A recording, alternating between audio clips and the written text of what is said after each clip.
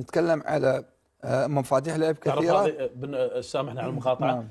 اللاعب الوافد الجديد لنادي زاخو المحترف اللي وقعوا معه مؤخرا، إدارة نادي زاخو وجماهيرها تقدم هذا اللاعب بطريقة مميزة. نعم. كعادتهم. نعم. وتميزهم وأفضليتهم على مستوى دوري نجوم العراق في الحصان العراقي الأصيل.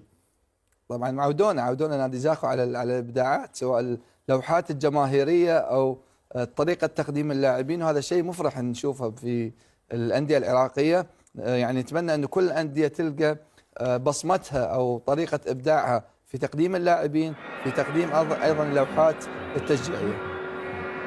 طريقة جميلة وطريقة حضارية، أعتقد يعني بيها فد يعني ستايل خاص بنادي زاخو. أول مرة أشوف هاي طريقة التقديم الجميلة صراحة. اللاعب شكله خايف، شكله كان يمكن مراكب هو قبل الحصانة والفرس، ولكن يجوز علموه يعني انطوفت. طريقة حلوة جميلة، نشد عليهم ونهنيهم يعني طبعا في شيء رائع جدا هذا. يا أخي أنا صراحة والله أعجز عن التعبير، خصوصا مع هذا النادي وتميزه وحضوره الجماهيري وتقديمه الأفكار الإدارية اللي جالس يقدمها نادي زاخو برئاسة أغا عمار فرهاد. وأعتقد لاعب مميز. نعم. وإضافة كبيرة فنية لنادي زاخو. أكيد. عودونا نادي زاخو التعاقدات اللي يسووها دائما ما تكون مفيدة.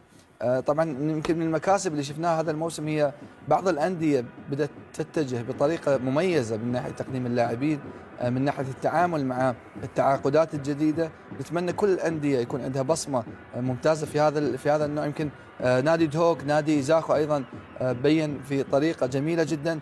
نرجع على الإشادة بنادي القاسم رغم الإمكانيات المحدودة لديهم، لكن المثابرة والعمل الجاد استطاعوا أن يوصلون لمراكز متقدمة في الدوري. لا أنا لما أحقق نتيجة الأربع فرق القمة تعادل مع الشرطة والطلبة وفوز على الزوراء والقوى الجوية، هذا شيء مميز. بس كابتن جميل، احنا لاعبين يعني عيال اللعبة. انا ما شفت اللاعب هذا يلعب، بس واضح انه لعيب والله.